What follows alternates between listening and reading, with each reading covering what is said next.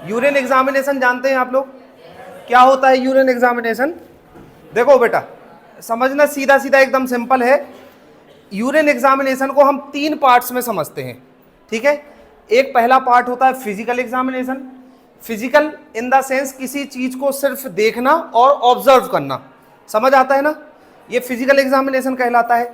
दूसरा इसका होता है केमिकल एग्जामिनेशन। केमिकल एग्जामिनेशन होता है कि जब किसी चीज को हम फिजिकल एग्जामिनेशन के माध्यम से ना समझ पा रहे हो तो उसमें कुछ ऐसे इंग्रेडिएंट का यूज करना जिससे उसमें जो भी डेफिशिएंसी हो रही हो उनको हम आइडेंटिफाई कर सकें। और इसका थर्ड ऑप्शन जो होता है, थर्ड एग्जामिनेशन जो होता है वो होता है माइक्रोस्कोपिक एग्जामिनेशन।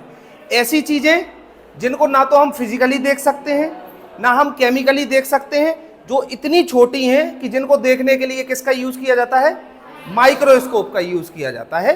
वो कौन सा एग्जामिनेशन होता है, माइक्रोस्कोपिक एग्जामिनेशन, ठीक है।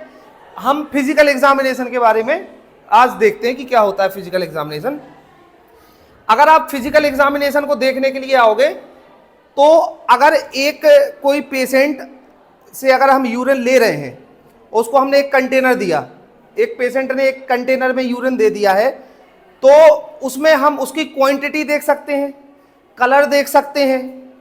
एक फिजिकल एग्जामिनेशन में हम क्या देख सकते हैं, यूरिन का कलर कैसा है, यूरिन की क्वांटिटी कितनी है, या पेशेंट ये बताएगा कि जो डॉक्टर होगा उसको पेशेंट ये बताएगा कि सर हमें तो यूरिन आ ही नहीं रहा है, हम तो यूरिन रिलीज कर ही नहीं पा रहे हैं, यूरिन रिलीज करने में प्रॉब्लम हो रही है, यही बताएगा पेशेंट। ये फिजिकल एग्जामिनेशन कहलाएगा।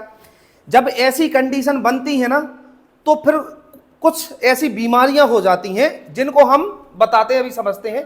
सबसे पहले तो एक नॉर्मल जो क्वांटिटी है यूरिन की वो डिसाइड की गई है कि 24 आवर्स में यदि अगर कोई ऐसा पेशेंट है जो नॉर्मल है, जिसको कोई भी बीमारी नहीं है, एकदम वो हट्टा कट्टा है और सही तरीके से प्रॉपर डाइट ले रहा है, ना कोई एक्स्ट्रा फ्लूइड ले रहा है, ना कोई ऐसे सब्सटेंस इनहेल कर रहा है कि जिसकी वजह से उसकी यूरिन की क्वांटिटी बढ़ जाए, अगर कोई ऐसा पेशेंट है, कोई व्यक्ति है, तो उसके नॉर्मल यूरिन की जो क्वांटिटी होगी वो कितनी होगी, 1200 ml, 1200 ml जो होगी उसकी यूरिन की क्वांटिटी होगी।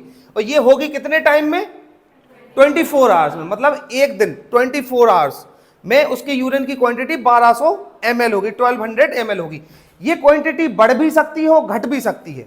ये कितनी ज्यादा बढ़ सकती है कितनी, मतलब ये 800 से और 2500 ml तक जा सकती है। ये डिपेंड करता है उसके फ्यूल इनटेक पे, कितना